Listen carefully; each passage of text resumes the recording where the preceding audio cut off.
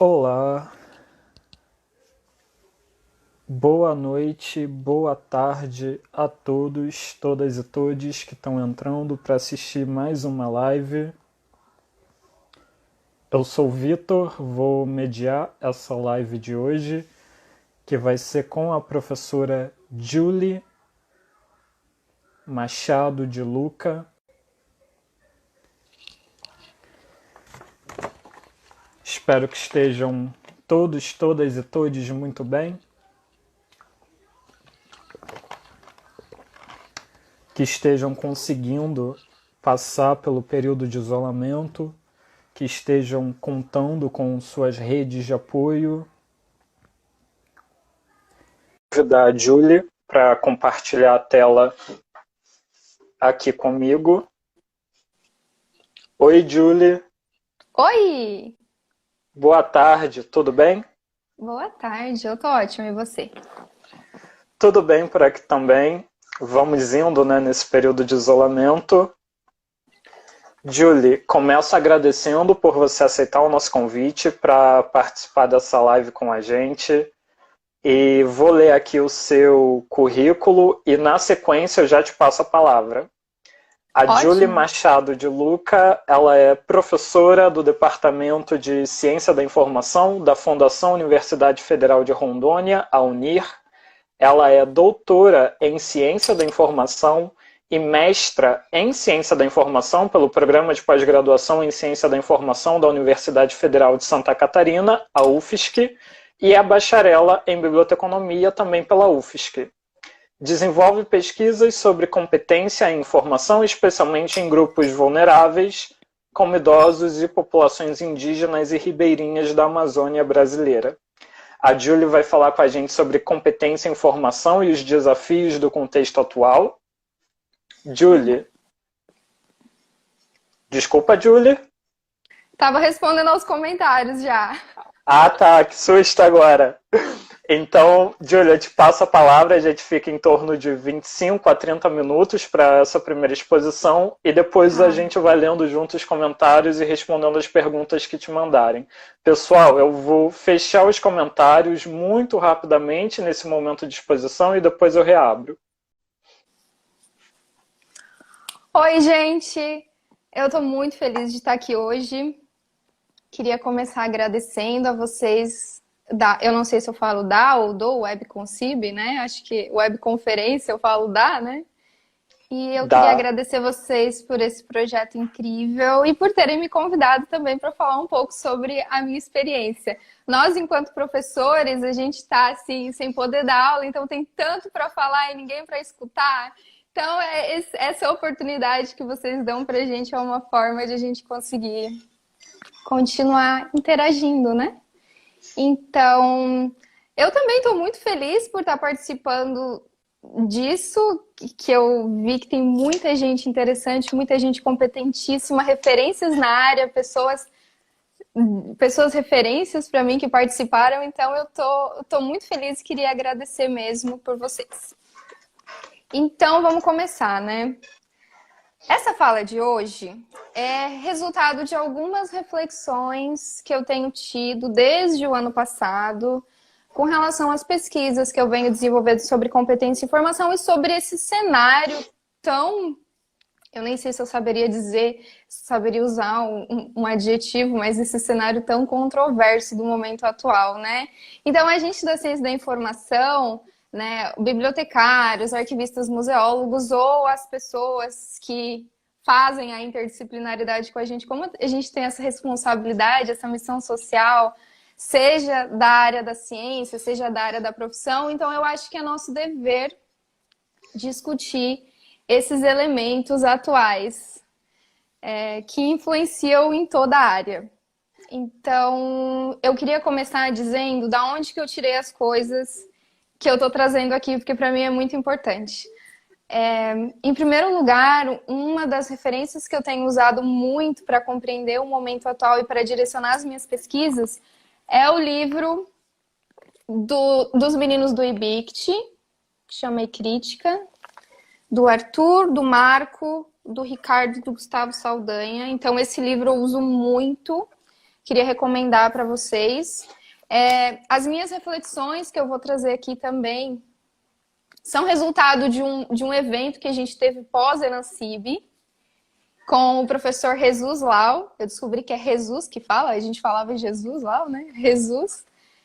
Num evento que teve do grupo de pesquisa lá de Santa Catarina, o GPSim, sob a liderança da professora Elisete Vitorino, que foi minha orientadora tanto da graduação quanto do mestrado e doutorado. Então, essa reflexão que eu vou fazer hoje é também de lá. E da palestra que o professor Carlos Alberto Ávila Araújo deu um evento ano passado no Rio de Janeiro. Eu esqueci o nome do evento, mas ele está no YouTube. E nas referências que eu mandei para vocês ainda há pouco pelo e-mail, que eu acho que vocês vão disponibilizar para todo mundo, tá lá também o link, tudo bem certinho. A palestra do professor Jesus, que foi organizada pelo grupo de pesquisa lá de Santa Catarina, também está disponível no YouTube e é muito interessante de ser acessada. A reflexão que eu faço hoje também é resultado de um livro, um pequeno livro, que chama Information Literacy in the Age of Algorithms, que é organizado pela Escola de Biblioteconomia e Ciência da Informação de Harvard. Também está lá nas referências que eu mandei, tá bom? Então, a minha estrutura da fala hoje, eu fiz até uma colinha, porque é tanta coisa para falar e eu quero ser sucinta, né? Então, eu fiz uma colinha aqui, uma estrutura, eu posso até disponibilizar para vocês, está tudo escrito, se alguém depois tiver interesse também, né? Mas, o que eu vou trazer hoje? A estrutura da minha fala. Vou falar alguns pressupostos básicos, de onde viemos, para onde vamos, onde estamos e o que a competência e informação tem a ver nesse cenário tão controverso. Então, essa é a estrutura da minha fala. A gente não tem como começar qualquer discussão da nossa área sem falar da sociedade da informação, dessa tão linda sociedade da informação, que de linda não tem nada, né? Só para começar, só para começo de conversa, de sociedade da informação não tem nada, porque, na verdade, é uma economia da informação revestida de sociedade da informação. Então, nessa sociedade da informação e do conhecimento, que no Brasil não é sociedade da informação e do conhecimento, porque ela não proporciona a inclusão digital para todos, não proporciona o acesso universal, e a gente só leva revés, né? Eu estava lembrando aqui da Lei Geral das Telecomunicações, que determina que somente telefonia fixa seja objeto de regime público, então a internet e outros instrumentos de comunicação, eles são objeto do regime privado, que deixa a gente numa posição bem desfavorável, e pior ainda, né? Teve uma alteração nessa Lei Geral das Telecomunicações, eu vou dar até o número da lei que eu anotei, tá? A Lei 13.879 de 2019, que ela desobrigou as empresas de telecomunicações a várias contrapartidas que elas tinham, inclusive de contribuir para o Fundo Universal das Telecomunicações. Então, elas estão desobrigadas a promover esse acesso justo, universal. Então, de sociedade da informação não tem nada. E ainda lembrando, para piorar tudo de vez, ainda lembrando que um dos elementos para uma sociedade da informação com inclusão digital é a transparência do Estado. E a gente está numa situação bem desagradável se a gente for levar em conta o que tem acontecido nos últimos dias, inclusive. A gente não precisa nem ir muito longe, né? No último dia, digamos assim, né? Se a gente levar em conta o que aconteceu ontem. Mas, enfim. Então, a sociedade da informação hoje, ela está equipada, digamos assim, com alguns aparatos tecnológicos potencializadores. Só que são potencializadores da exclusão, da opressão, né? Então, está sendo utilizada como um elemento de produção ou de dominação, no caso da vigilância digital por parte do Estado, né? Isso eu tiro muito do livro do Arthur com os meninos, principalmente o capítulo 2, 1 e 2, que é do Arthur, né? Então, esses aparatos potencializadores, que dizem que são potencializadores, na verdade, eles dificultam ainda mais a nossa situação, né? Então, são 3 aparatos que eu separei.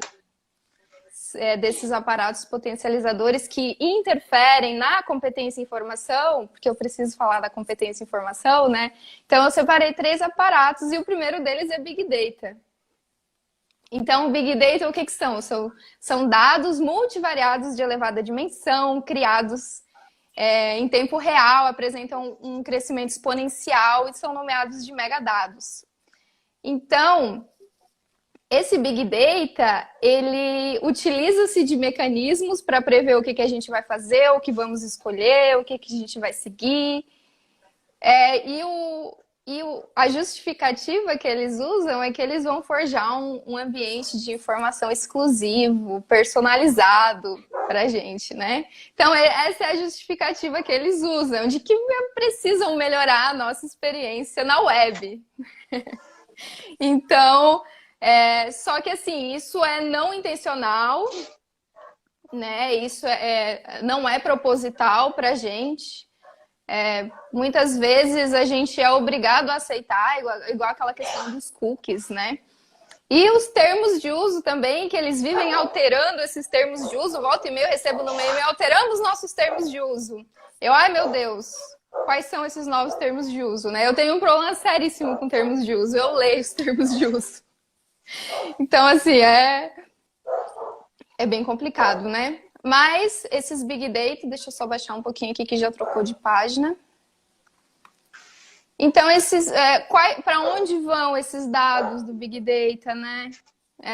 Quais são os seus efeitos, os seus usos? Então, os efeitos podem ser, incluem-se, né?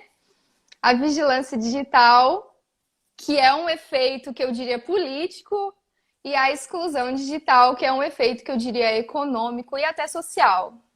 Porque ele exclui essas camadas desprivilegiadas, digamos assim, né?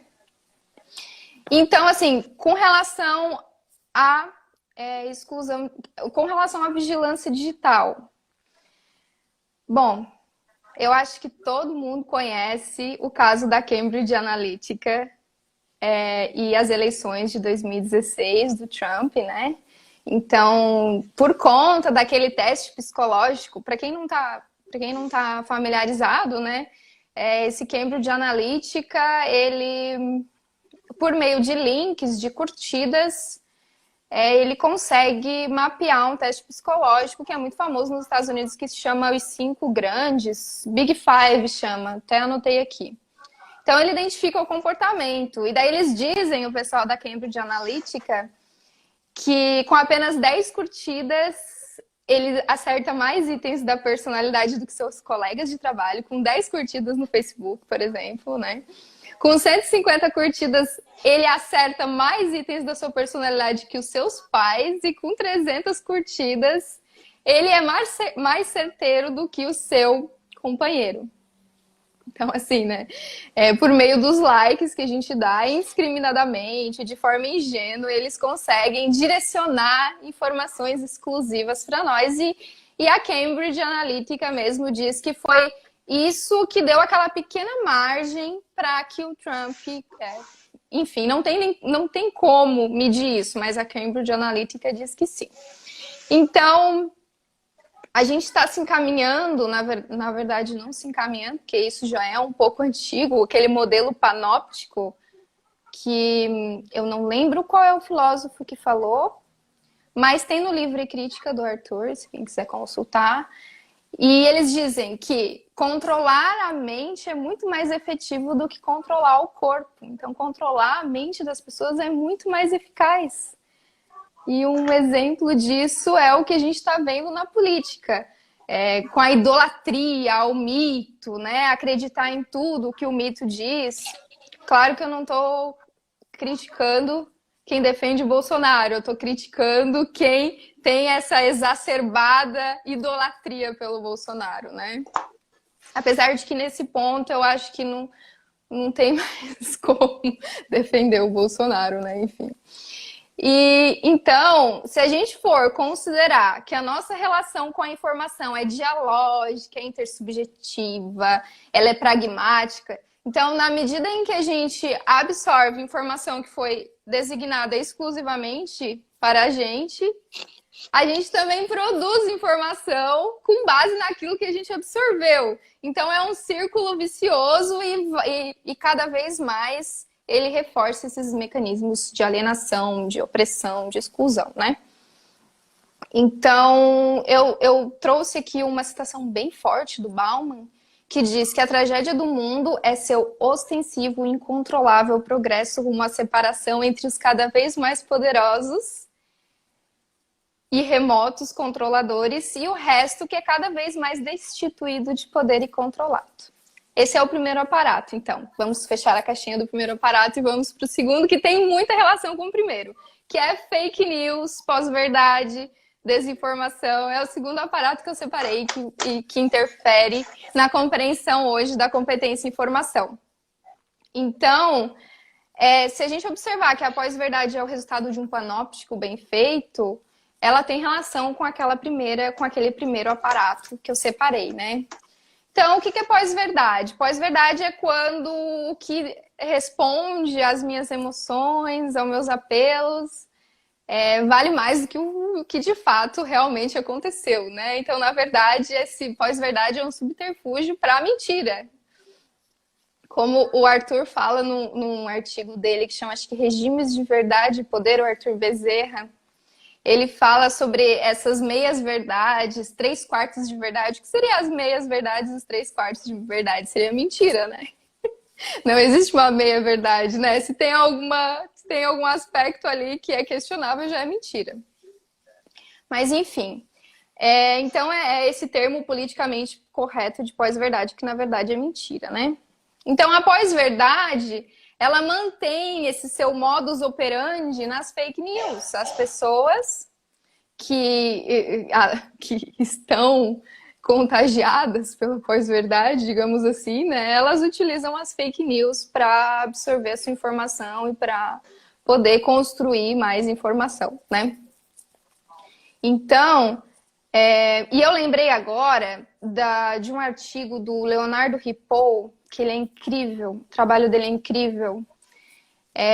O artigo dele que saiu na Em Questão, eu também coloquei lá nas referências, tá? Um artigo dele que saiu na Em Questão, que chama Desinformação, alguma coisa assim, e ele usa a filosofia do Floridi, acho que é Luciano Floridi. E aí ele faz uma discussão muito interessante que é possível criar conhecimento a partir de desinformação? E a gente, no nosso grupo de pesquisa aqui de Rondônia, que eu lidero, que é o GCIM, Grupo de Pesquisa Competência, Informação e Mediação, um beijo para as meninas, a gente discutiu na nossa última reunião, agora em maio, se a informação... Meu Deus, eu já estou passando do meu tempo. Se a informação, a desinformação realmente produz conhecimento. E a gente chegou à conclusão que sim, que a informação produz conhecimento. E o Leonardo, ele chama no artigo dele esse tipo de conhecimento produzido a partir de desinformação de conhecimento esquizofrênico, que ele é totalmente desvirtuado, né, da realidade. Mas continuando aqui, que eu tenho muita coisa para falar e eu ainda não estou nem na metade. Então, o segundo aparato é esse. Temos o terceiro aparato, que é a inteligência artificial, que está moldando nossa relação com o trabalho. Então, a inteligência artificial, ela é usada hoje muito mais do que catar maçãs, que as tecnologias que estavam em voga, né, desde o século passado, elas separavam maçãs, catavam as coisas, embalavam as coisas. Ela faz muito, muito mais que isso hoje. Ela atingiu o espectro de tarefas que envolvem cognição, que envolvem alguma atividade cognitiva, né? E eu lembrei muito... É claro que isso não leva nem 1/3 do tempo que a gente levaria para, por exemplo, escrever um artigo, que é uma das coisas que a inteligência artificial hoje já é capaz de fazer. E nessa questão, eu lembrei muito de um texto que a professora Maria das Graças Targino, ela publicou no blog do professor Oswaldo Almeida Júnior, faz uns 4 dias, eu acho. Bem interessante, se vocês quiserem acessar lá, o OFAG, né? Oswaldo Francisco Almeida Júnior. se eu não me engano. E ela colocou assim no início do texto dela: o homem é um animal que vai mudando o mundo e depois tem que ir se reciclando para se adaptar ao mundo que ele mesmo fabricou. E lembrei também do livro eu acho que chama Harari, né? O Noah Harari, do 21 lições para o século 21, que ele diz que os humanos sempre foram muito melhores em inventar ferramentas do que em utilizá-las sabiamente. Então ele primeiro inventa e depois ele vê o que ele vai fazer com isso, né? Então, isso está causando muitos problemas. E é uma coisa que o professor Jesus salientou muito na palestra dele do ano passado, que ele deu, que está lá disponível no YouTube, né? Se a gente for ver, por exemplo, que um jornalista robô está publicando 850 artigos em um ano e ninguém percebe que esses artigos são redigidos por máquina, é o robô Heliograph, do jornal The Washington Post. E se a gente vê que existe uma iniciativa que chama Open Artificial Intelligence, Open Artificial Intelligence, de um cara que chama Elon Musk, e ele diz que ele está com medo da máquina que ele mesmo produziu. Ele diz que ele acredita, o que ele financiou, ele diz que ele acredita que a inteligência artificial é a maior ameaça existencial para a humanidade. E ele diz que ele e seus pesquisadores parecem compartilhar preocupações sobre a abertura de uma caixa de Pandora sem precedentes, né? Então, a inteligência artificial, ela está moldando as nossas relações com o trabalho e pode ser que a gente nem tenha mais nenhuma função, né, nesse mundo que está por vir. E eu lembrei de novo do livro do Harari, que ele diz que durante grande parte, eu já estou atrasada, né? Ele diz que durante grande parte da história da humanidade, a gente foi treinado para que a gente fosse o futuro. Então eles diziam: você é o futuro, você vai fazer a diferença. Na verdade, a gente sabe muito bem que não é diferença nenhuma, que a diferença que vai fazer é o capital, né? O capital vai fazer muita diferença a sua atuação profissional, né? Então, deixa eu baixar um pouquinho aqui. E aí, nessa questão de a gente talvez não ser mais nem útil, eu lembrei muito de um livro que eu li, que é do Norbert Elias. Chama Os Estabelecidos e os Outsiders. É muito legal o livro. O livro, ele fala de uma comunidade, Winston Pive, eu acho que é o nome da comunidade. Faz algum tempo já que eu li ele. E ele fala dessas relações de poder que tinham dentro dessa comunidade de Winston Pive, acho que é o nome. E dentro dessas relações de poder, que ele diz que foi a fofoca, na verdade, porque eles tinham as mesmas características sociais, as mesmas características, enfim, do que a gente pode dizer que causam desequilíbrios de poder, mas ele dizia que o que mantinha uma parte ali da comunidade em vantagem ou em desvantagem era a fofoca. Mas nesse mesmo, é uma pesquisa etnográfica, eu acho que ele fez, bem interessante. Nesse mesmo estudo ele fala que que mesmo a parte que eram os outsiders, né, os de fora, que eles tinham um papel digamos assim, nessa relação de poder. Então eles tinham ali uma função. Quando a gente coloca a inteligência artificial, a gente não tem mais essa função no equilíbrio de poder, então a gente não sabe o que pode acontecer. Essa é uma das coisas que depois lá na frente eu vou falar que pode interferir na competência e formação. E aí, qual é o prognóstico que eu posso oferecer?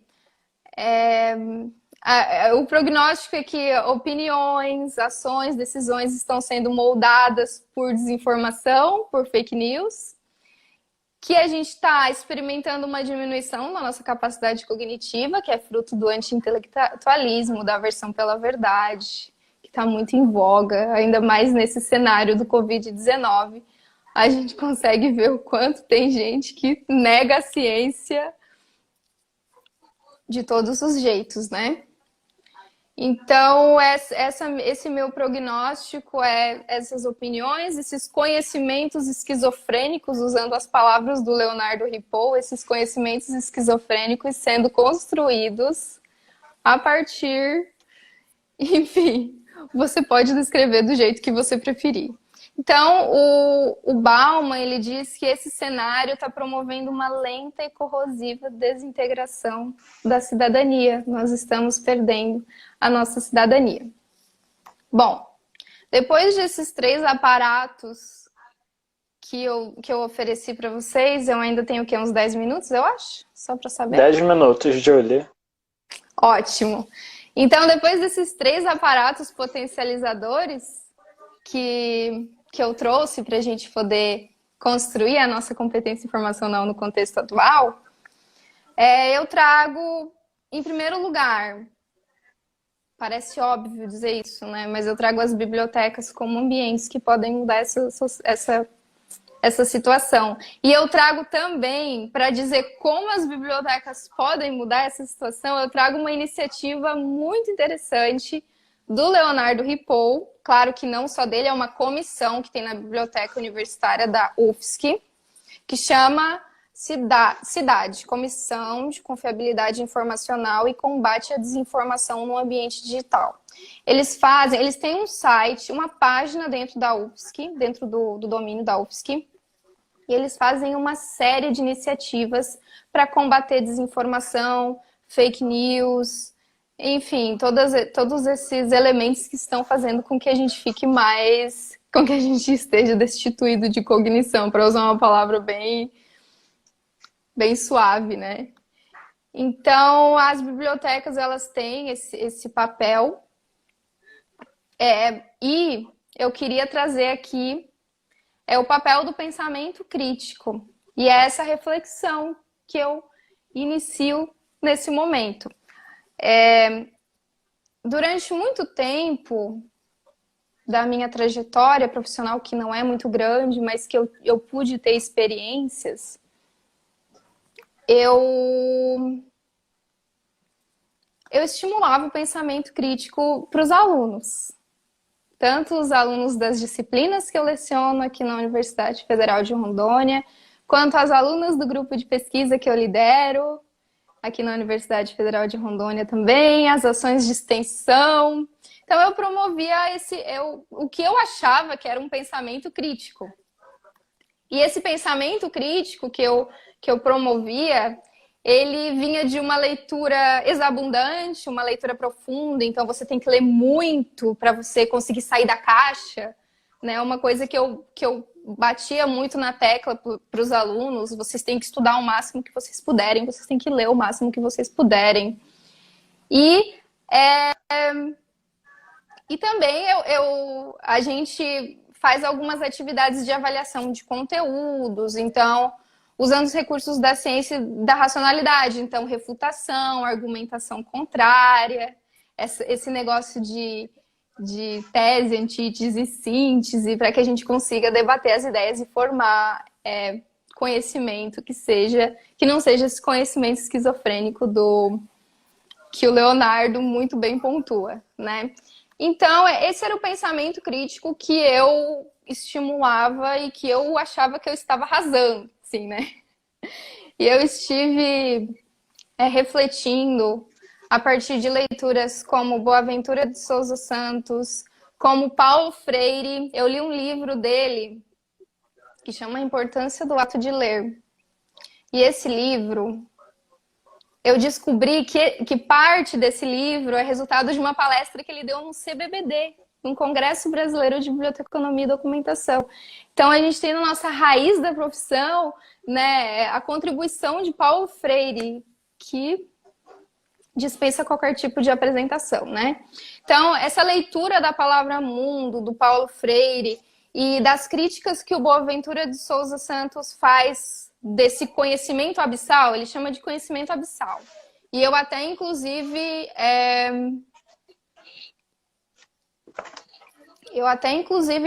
trouxe essas características do pensamento abissal do Boaventura de Souza Santos, que eu Não sei onde está. Ah, tá aqui. Ele fala que o conhecimento abissal é um conhecimento que privilegia regiões geográficas específicas. Então, ele diz que o que determina a validade ou não de uma informação, conhecimento, é a sua posição no meridiano. Basicamente isso, né? Então, e eu comecei a refletir, poxa, as leituras dos alunos, todas esses estímulos à reflexão, eles são feitos a partir de instrumentos hegemônicos, que perpetuam essa cultura dominante, que reforça ainda mais. Que pode ser, em vez de libertação, então esse pensamento crítico pode estar levando à opressão. Eu posso estar tendo um efeito totalmente contrário nessas minhas reflexões, né? Então, eu também refleti sobre esse pensamento crítico a partir de uma leitura de um livro do Michel de Certeau, que eu acho que chama A Invenção do Meridiano.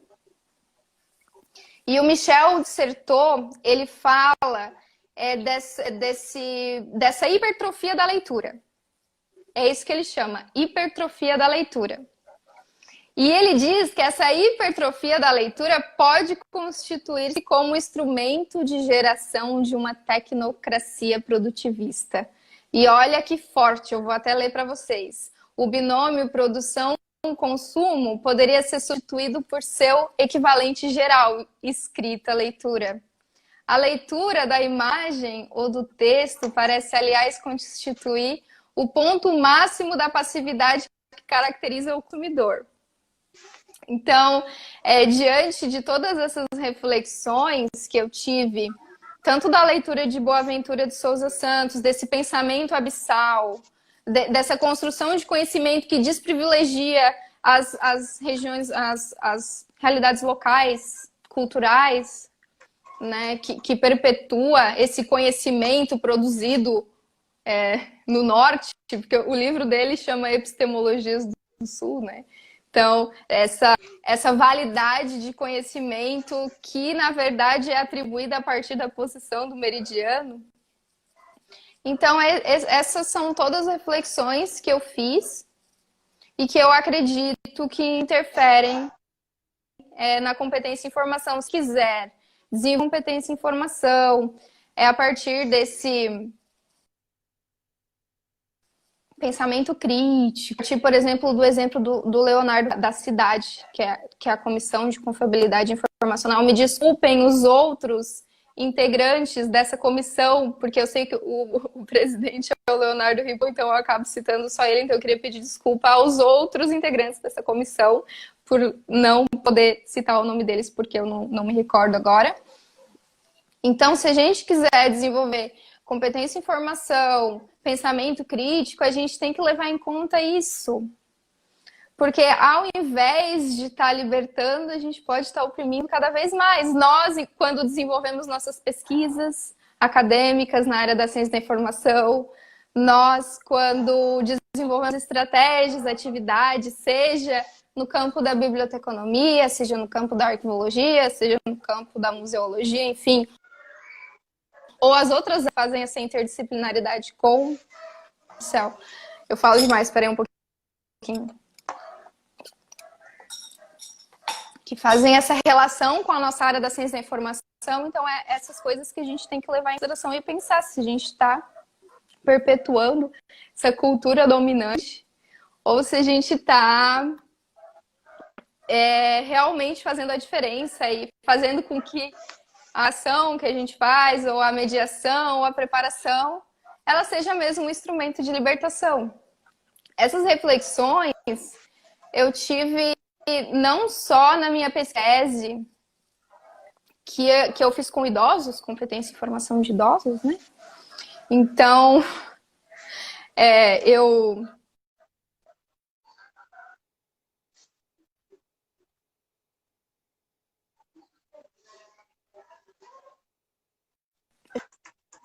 cheguei à conclusão de pensamento crítico, mas lendo aquele documento que eu falei no início da minha apresentação, aquele documento de Harvard, uma Information Literacy in the Age of Algorithms. E lá nesse documento eles dizem que até os jovens, eles não conseguem identificar todos esses mecanismos e os da inteligência artificial, Big Data. Então, só para finalizar, além dessa pesquisa que eu desenvolvi com idosos,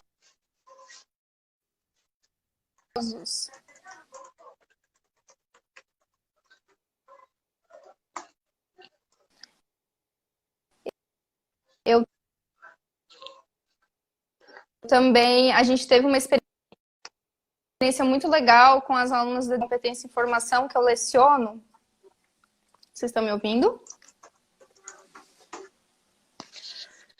Gente, eu vou pedir desculpas. Julie, eu não sei se eu estou te cortando nesse exato momento. Diga. Você me ouve? Uhum. Porque justamente no momento que você começou a falar sobre, e agora voltou, o pessoal está falando aqui, que começou a picotar um pouco a sua fala, no momento que você começava a falar sobre essa pesquisa de tese, junto a grupos de idosos, a pessoas idosas. Então eu vou pedir para, apesar do tempo, não fica preocupado com o tempo, mas para você retornar um pouquinho e continuar falando, é o que eu vi agora aqui que está falhando um pouco. Aí só pra gente pegar direitinho sobre esse tema. Tá. Eu também queria pedir desculpa que eu tô falando olhando pra você, Vitor, e eu devia estar falando olhando pra câmera aqui, mas eu não tô adaptada com esse negócio de tecnologia, a gente ainda tá... Então eu falo olhando pra você e desculpa se pro pessoal aí eu não tô olhando, né? Mas enfim. A minha tese eu desenvolvi com idosos e os idosos, eles têm essas características que seriam características de não pensamento crítico ou de alguma falta de habilidades informacionais, né? Mas nesse livro que eu li da Escola de Ciência da Informação de Harvard, que chama Information Literacy in the Age of Algorithms, que está lá nas referências que eu disponibilizei para você compartilhar com o pessoal. E lá ele diz que, na verdade, até os jovens, eles... Tá me ouvindo? Então, eu confesso que eu tô te ouvindo, mas agora o que travou foi a imagem. Talvez seja por conta dos comentários, né? Acho que é isso, né? Será que começou a travar? Eu vou... Sim, eu vou bloquear de novo os comentários e aí você continua. Aí a gente vê se tem interferência. Tá bom. Então, assim, nesse documento da Escola de Ciência da Informação de Harvard, que chama Information Literacy in the Age of Algorithms, que tá lá nas referências que eu coloquei para você compartilhar com o pessoal, eles dizem que, inclusive, os jovens estão com esses problemas de não conseguir identificar desinformação, fake news e de não conseguir identificar esses aparatos de Big Data e filtragem algorítmica que esculhambam, não sei se é essa palavra, mas esculhambam a relação com a informação e a competência em informação dessas pessoas, né? Information Literacy significa competência em informação para o português, né? E além disso, outra coisa que me fez refletir sobre esse pensamento crítico abissal, ou pensamento crítico hegemônico, se a gente for usar as palavras de Gramsci, é uma atividade que a gente fez com as meninas da disciplina de competência em informação, lá da Universidade Federal de Rondônia, aqui, né, que fica na BR. A gente fez uma atividade de competência em informação com alunos do ensino fundamental, eram crianças, e era numa comunidade, numa escola que fica dentro de um lixão.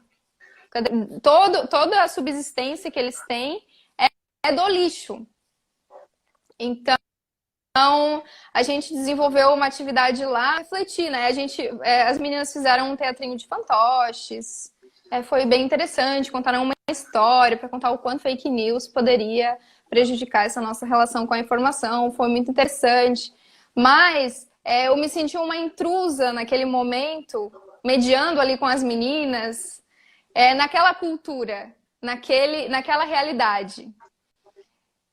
E uma outra questão que me fez ensinar, que me ensinou muito sobre esse pensamento crítico que eu chamaria de hegemônico ou abissal, é uma bióloga que participou de um projeto de extensão que foi desenvolvido aqui na Universidade Federal de Rondônia, que eu fui vice-coordenadora. Esse projeto de extensão ele chama Amazon Saviors e ele foi um barco que colocou um monte de profissionais dentro, inclusive do nosso departamento. Eu não estava lá, eu fiquei por trás dos panos, mas teve uma bióloga que participou dessa atividade com ribeirinhos. Eles ficaram 11 dias num barco atendendo ribeirinhos, isolados, no Rio Guaporé, que fica lá no sul do estado, né? Então, ela fez um trabalho excelente sobre o que ela chama de cartal, que deu a oportunidade para os próprios habitantes de construir seus mapas. Então, esse é um exemplo muito claro do que seria uma construção de um conhecimento pós-abissal, que é a nomenclatura que o Boaventura Souza Santos usa, né? O pensamento pós-abissal, se a gente quiser utilizar Gramsci, seria um pensamento contra-hegemônico.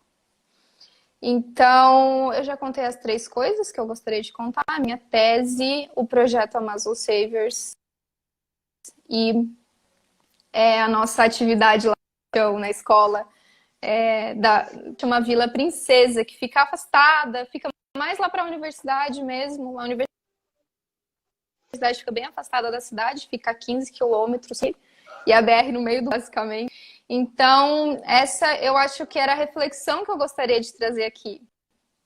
A responsabilidade nós temos, tanto quanto pesquisadores, cientistas, quanto como profissionais, de promover a competência em informação e promover o pensamento crítico, mas um pensamento crítico que não perpetue essas desigualdades e que não faça com que seja mais o conhecimento que as próprias pessoas estejam construindo sejam conhecimentos de um meridiano que está totalmente as realidades sociais e culturais daquele meridiano são totalmente diferentes. Então, essa é uma reflexão que eu tenho feito muito na minha prática e que eu achei que deveria compartilhar com vocês. Tô atrasada, né? Tá não, Julia. Foi ótimo te ouvir. A equipe está aqui falando obrigada. também que foi muito bom. Que isso dá um artigo, né, que você já estruturou várias sessões com várias reflexões, discussões, e que você já pode começar a escrever e submeter, e a gente vai adorar ler. Ficou muito bom. Eu vou reabrir os comentários e eu vou ver se vai dar algum tipo de bug, porque o Instagram tem dessas coisas a depender do tipo de sistema operacional em relação ao meu, ao seu possível e por aí vai, coisas de tecnologia. De todo modo, eu acho que as pessoas estão muito felizes com a oportunidade, vários corações estão subindo na lateral, acho que você está vendo. E a gente recebeu algumas perguntas com antecedência, eu vou começar por elas. A primeira dessas perguntas, acho que agora o áudio está vindo atrasado, mas eu te ouço. Você me ouve também, Julie? Tá. Beleza. Competência em informação é uma nova tendência para bibliotecários que vão trabalhar em empresas? Uhum.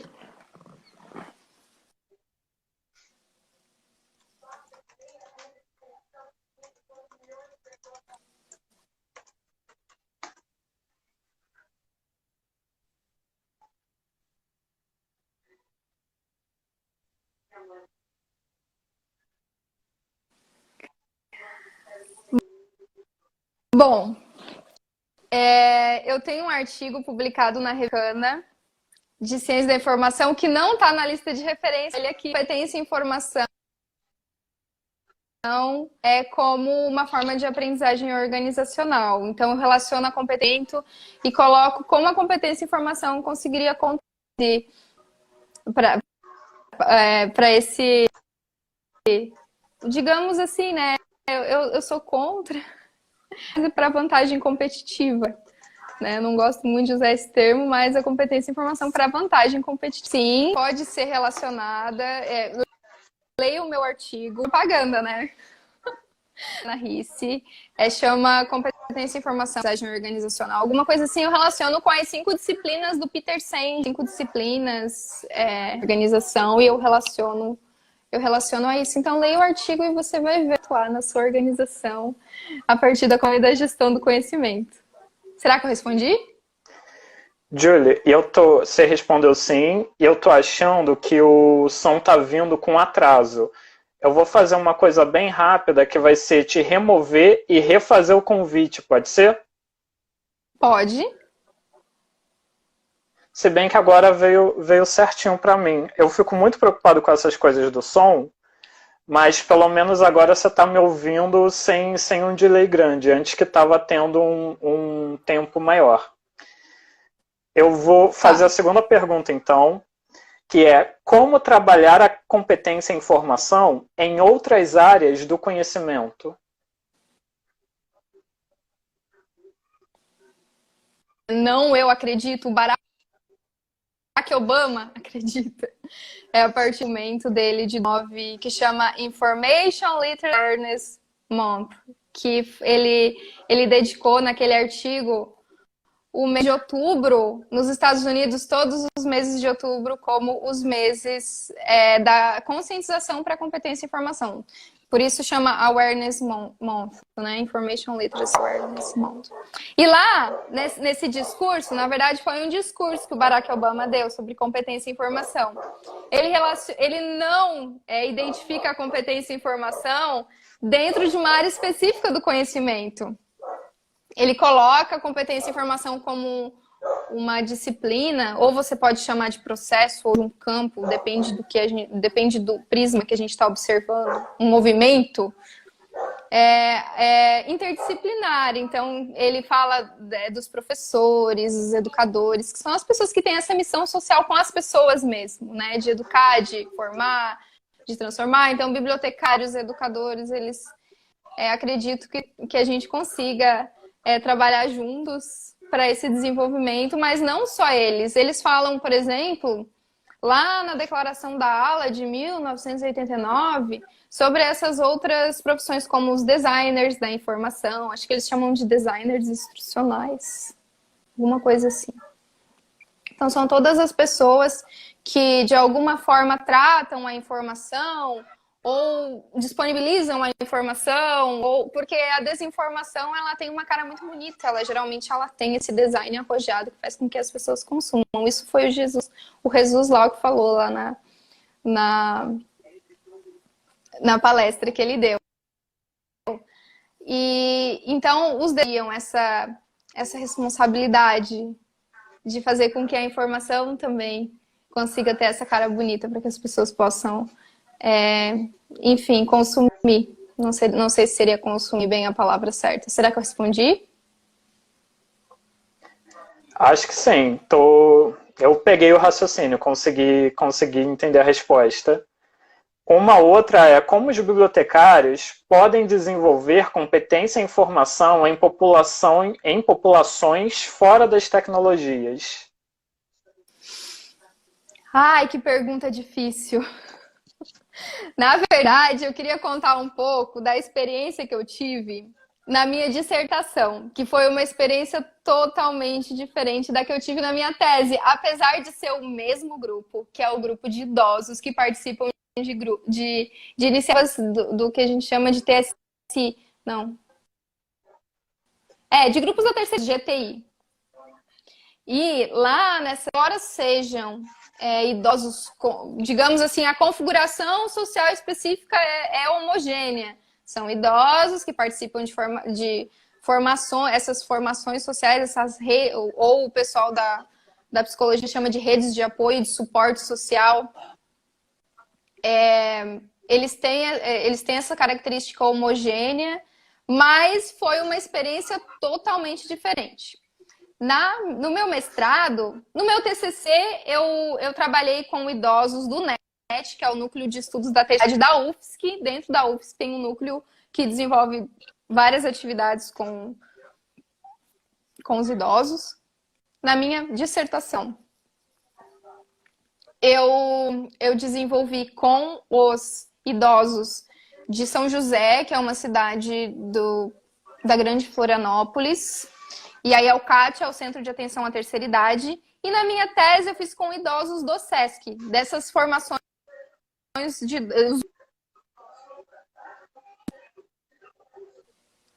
Acho que agora travou. Deu certo. Picotou um pouco, mas voltou agora. Aí você falava que na tese foi com idosos do SESC. Isso. Eu acho que... Só um minuto, Julie, que eu acho que você aqui caiu para mim. Seguindo. Tô te ouvindo. Acho que deu. Tá. Então, na minha dissertação, que foi com esses idosos de São José, o que eu identifiquei lá é que eles não tinham habilidades com computadores. Não tinham habilidades nenhuma, assim, com computador. Eles eram avessos à computação. Então, quem quiser também pode acessar a minha dissertação, que está disponível no repositório da UFSC, que eu também vou vender meu peixe, né? Mas essa configuração, a principal fonte de se relacionarem era o boca. Então, a principal fonte de informação lá, que eu identifiquei, que está na minha dissertação, inclusive, a principal fonte de informação eram as pessoas. Então, eu converso com o médico, eu vou lá conversar com o gerente do banco. Acho que tá travando. Sim, acho que travou e voltou de novo. Tá. Com o gerente do banco, eu converso com a minha filha, com as minhas netas. Então, isso surgiu muito forte, de que eles não tinham essas habilidades e não queriam ter. Muito obrigada. Assim, eles não sentiam necessidade nenhuma e tá tudo certo. E quem sou eu para dizer para eles que eles têm que acessar?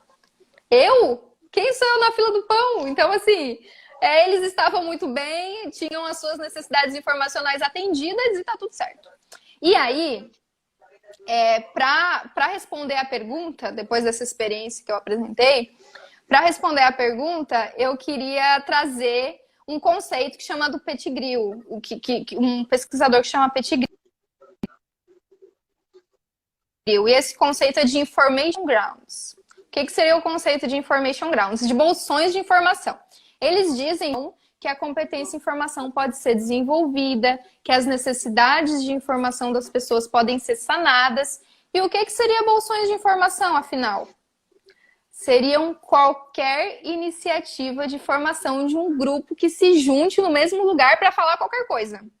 É de 1991, essa publicação de Pettigrew que dá o que falar, né? Então, o que ele diz? Olha, as pessoas têm necessidades de informação, elas precisam sanar essas necessidades de informação, mas se você colocar elas todas no mesmo lugar, elas vão conseguir interagir, elas vão conseguir conversar, e é a partir dessa conversa que muitas das necessidades delas vão ser atendidas. Então, uma iniciativa que eu poderia dizer para essa pessoa que perguntou de um mundo sem tecnologia é o storytelling, que eu inclusive falei na minha tese também. A partir da contação de histórias, do compartilhamento de conhecimentos. Então, eu acho que a competência em informação, ela passa pelo domínio das tecnologias. Né? Não tem como dizer que não. Mas é possível desenvolver a competência em informação numa população que não tenha nenhum tipo de acesso a esses aparatos tecnológicos. E o Pettigrew está aí para falar isso. Esses Information Grounds, segundo ele, são instrumentos muito interessantes para que a gente consiga desenvolver a competência em informação.